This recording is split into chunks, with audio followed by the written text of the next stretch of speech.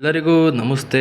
ಸರ್ಕಾರಿ ನೌಕರಿ ಬೇಕು ಅಂತ ಇಷ್ಟು ದಿನ ಕಾಯ್ತಾ ಇದ್ದಂಥವರಿಗೆ ಕರ್ನಾಟಕ ಸರ್ಕಾರ 3,395 ಪೊಲೀಸ್ ಕಾನ್ಸ್ಟೇಬಲ್ ಹುದ್ದೆಗಳ ನೇರ ನೇಮಕಾತಿ ಕುರಿತು ಅಧಿಸೂಚನೆಯನ್ನು ಇಂದು ಹೊರಡಿಸಿದೆ. ಅರ್ಹತೆಗಳು ಬಂದು PUC ಹಾಗೂ ತತ್ಸಮಾನ ಶೈಕ್ಷಣಿಕ ಅರ್ಹತೆಯನ್ನು ಹೊಂದಿರಬೇಕು. ಸಾಮಾನ್ಯ ಅಭ್ಯರ್ಥಿಗಳಿಗೆ 33 ವರ್ಷ, SC ST OBC ಅಭ್ಯರ್ಥಿಗಳಿಗೆ 35 ವರ್ಷ ಗರಿಷ್ಠ ವಯೋಮಿತಿ ಆಗಿರುತ್ತದೆ. ಕರ್ನಾಟಕ ಪರೀಕ್ಷಾ ಪ್ರಾಧಿಕಾರದ ವೆಬ್ಸೈಟ್ cetonline.karnataka.gov.in ಕ್ಕೆ ಭೇಟಿ ನೀಡಿ ನೀವು ಹೆಚ್ಚಿನ ಮಾಹಿತಿ ಪಡೆಯಬಹುದಾಗಿದೆ. ದಿನಾಂಕ 8/6/2026 ಆನ್ಲೈನ್ ಮುಖಾಂತರ ಅರ್ಜಿ ಸಲ್ಲಿಸಲು ಪ್ರಾರಂಭ ದಿನಾಂಕವಾಗಿದ್ದು, ಆನ್ಲೈನ್ ಮುಖಾಂತರ ಅರ್ಜಿ ಸಲ್ಲಿಸಲು ಕೊನೆಯ ದಿನಾಂಕ 3/7/2026 ಆಗಿರುತ್ತದೆ. ಸಾಮಾನ್ಯ OBC ಅಭ್ಯರ್ಥಿಗಳಿಗೆ ಅರ್ಜಿ ಶುಲ್ಕ ₹750, SC ST ಹಾಗೂ ಇತರ ಅಭ್ಯರ್ಥಿಗಳಿಗೆ ಶುಲ್ಕ ₹500 ಆಗಿದ್ದು, ಶುಲ್ಕವನ್ನು ಪಾವತಿ ಮಾಡಲು ಕೊನೆಯ ದಿನಾಂಕ 4/7/2026 ಆಗಿರುತ್ತದೆ. ಈ ಹುದ್ದೆಯ ಮೂಲ ವೇತನ ಬಂದು ₹37,500 ಆಗಿರುತ್ತದೆ. ಇತರ ಭತ್ಯೆಗಳು ಸೇರಿ ಮಾಸಿಕ ವೇತನ ₹50,000ಕ್ಕೂ ಹೆಚ್ಚಿರುತ್ತದೆ.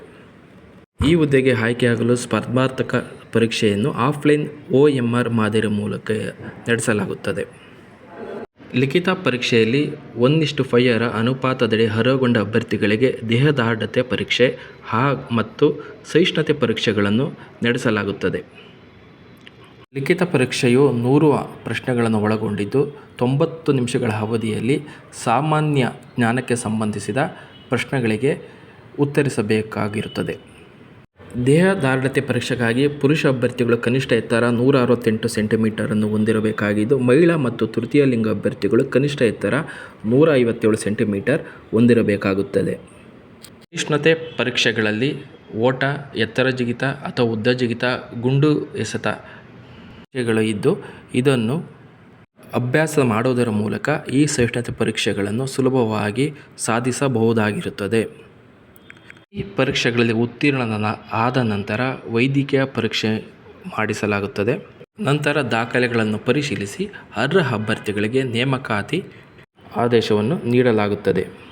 ಅರ್ಜಿ ಸಲ್ಲಿಸುವ ಮುನ್ನ ಕನ್ನಡ ಮಾಧ್ಯಮ, ಗ್ರಾಮೀಣ ಮೀಸಲಾತಿ ಪ್ರಮಾಣಪತ್ರಗಳನ್ನು, ಇನ್ನೂ ಅಂಕಪಟ್ಟಿ, ಆಧಾರ್ ಕಾರ್ಡ್ ಮೊದಲಾದ ಪ್ರಮಾಣಪತ್ರಗಳನ್ನು ಸಿದ್ಧಪಡಿಸಿ ಇಟ್ಟುಕೊಳ್ಳಬೇಕಾಗುತ್ತದೆ.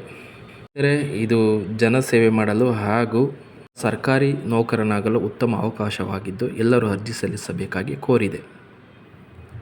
ಸ್ನೇಹಿತರೆ, ಈ ಸರ್ಕಾರಿ ನೌಕರಿ ಅನ್ನೋದು ತುಂಬ ಜನಕ್ಕೆ ಸಿಗಲ್ಲ.